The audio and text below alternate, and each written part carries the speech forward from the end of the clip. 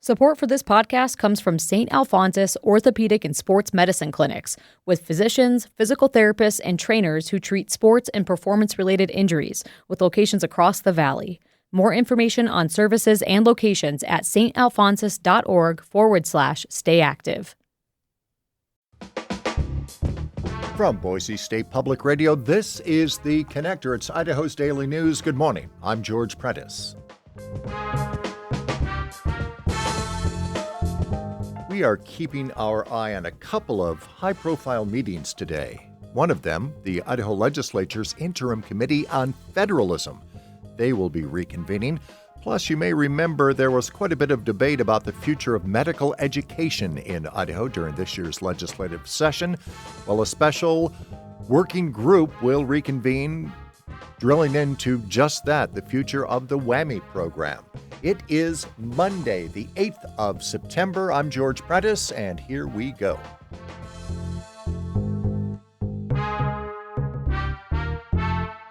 Boise Pride was celebrated this past weekend for the first time in Ann Morrison Park. Julie Lucata checked in with a number of people. Some, including Pat Combs and their mom, talked about the importance of showing up to events like Pride while the government promotes anti-LGBTQ+ policies. It was raining pretty hard this morning, but ever since we got here, it's been nice and sunny and fun. We had a pretty good time at the stage earlier. I'm feeling pretty pumped, really. My name is Pat Combs, short for Petora Combs. I am 14 years old. Everybody has their own unique style. There are people with pride flags as capes on their backs. There are furries. Everybody just being who they are, to be free and expressive and just in a safe space where nobody's gonna judge anybody for like how they look, who they are. It's an amazing feeling, honestly. And it's so fun to just like people watch. I am wearing a Free Mom Hugs shirt for anyone who feels like maybe their family doesn't support them and just needs a hug from somebody who does. I can be your mom for a minute. My name's Heather Combs. I feel like the conservative side of politics are taking over a bit right now, making everyone feel a little bit more nervous and uncomfortable and unsafe. So I think it's really important to come to things like that, to this, so that, we show support. Julie Lucata produced this audio story.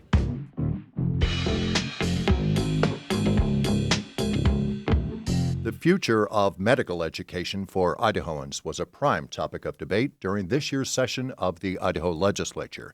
That conversation continues today when the Idaho Medical Education Plan Working Group will reconvene at the Idaho Capitol. While Idaho remains last in the nation in doctors per capita, Idaho physicians have told the working group that the need for physicians only continues to grow. And as for Idaho physicians who oversee undergraduate trainees, you're hired to work in a clinical capacity. And so we've built a system that relies on volunteerism and altruism. And I think we're seeing some of those limits. This is Dr. Lisa Nelson, physician and director of graduate medical education at St. Alphonsus. She stood before the meeting group just last month. For some people, that's just too much. And last, I can't do it for free. Time is money. Most physicians have a component of their paycheck that is tied to the number of patients that they see each day. And so if you see fewer patients to really do a good job of teaching, your bottom line is affected. And some people just don't want to do more work for less money. And the Idaho Medical Education Plan Working Group reconvenes at the Statehouse this afternoon at 1.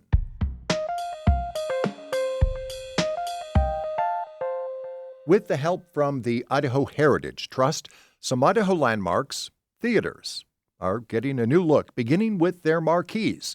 Lauren Patterson is with Northwest Public Broadcasting.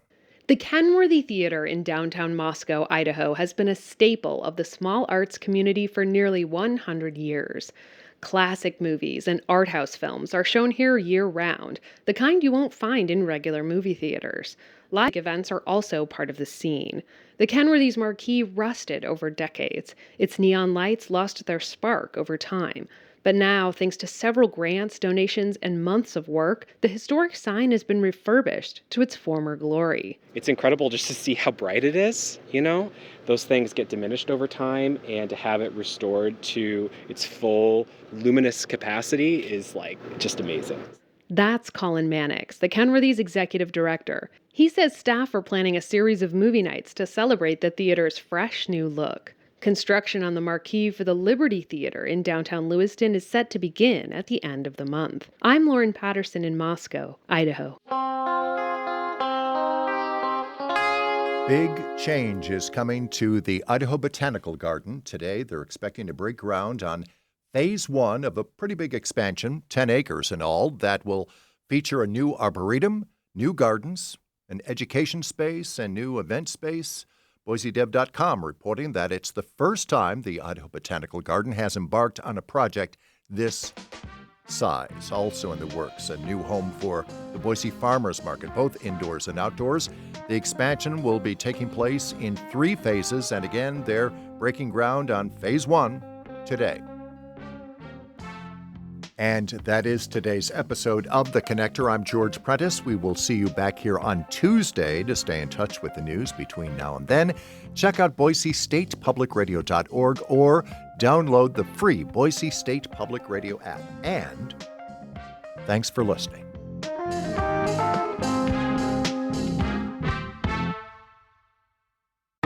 It's rare to find a podcast that can actually change your life. But when the show's called Life Kit, that's kind of the whole point. I'm Mariel Segarra.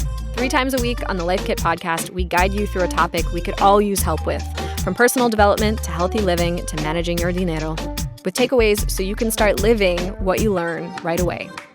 Escucha el Life Kit podcast from NPR.